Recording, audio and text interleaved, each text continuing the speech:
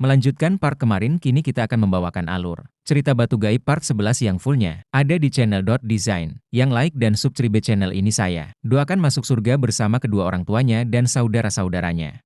Dan yang masih jomblo saya doakan semoga cepat-cepat dapat pacar buat tahun baru. Oke, nggak pakai lama, langsung saja kita ke videonya. Video diawali geng 4G yang udah sampai di pemakaman, tapi mereka terhenti karena pemakaman yang ramai orang karena ada orang yang baru meninggal. Mereka hampir nggak jadi masuk karena takut dicurigain sama orang-orang. Tapi kalau mereka nggak masuk sekarang sudah sih pastikan mereka masuknya ntar malam, dan mereka takutlah kalau malam-malam ke kuburan. Apalagi baru-baru ada orang yang meninggal. Kita masuk aja dulu kalau situasinya nggak memungkinkan, ya mau nggak? Mau berarti ntar malam aja ngerjainnya, kata si Kona. Dan mereka pun pada setuju untuk masuk, tapi Pak Rungkat nanya linggisnya di bawah apa disimpan aja. Kalau di bawah takutnya orang-orang pada curiga, dan si Dot pun nyuruh Pak Rungkat untuk membawa aja itu linggis. Kalau ada yang curiga bilang aja, mau bersihin makam keluarga. Dan mereka pun masuk.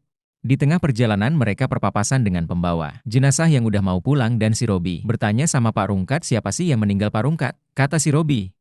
Pak Rungkat pun nggak tahu dan baru lihat muka-muka orang itu mungkin orang merantau, kata Pak Rungkat. Singkat cerita mereka pun sampai. Kalian tahu apa yang terjadi setelah mereka sampai? Ya, mereka semua kaget karena mayat itu dikubur di tempat mereka mengubur batu itu juga. Dan mereka pun berpindah tempat untuk memastikan lebih jelas lagi. Nggak berselang lama setelah berbincang-bincang, si Dot pun berfokus ke foto jenazah tersebut.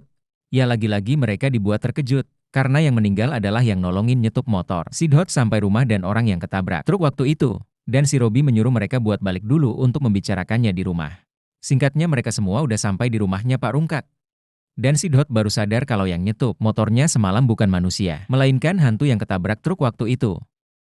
Si Kona berasumsi bahwa penyebab orang itu meninggal karena tertabrak truk. Perasaan gak parah-parah amat dah ketabraknya, kata si Peot, dan si Dot takut kalau batunya dikubur sama itu jenazah. Dan mereka pada setuju kalau mereka balik ke makam itu entar malam jam 12 ke atas, karena nggak mungkin mereka pergi ke sana siang itu, karena masih banyak keluarganya yang datang mendoakan almarhumah. Yah, Pak Rungkat berinisiatif menggali kuburannya kalau batunya nggak ada di luar. Tapi kalau batunya nggak ada di luar, gimana Pak Rungkat? Ya mau nggak mau kita gali kuburannya. Apakah yang akan terjadi pada mereka selanjutnya? Kita tungguin aja part terbarunya di channel .design.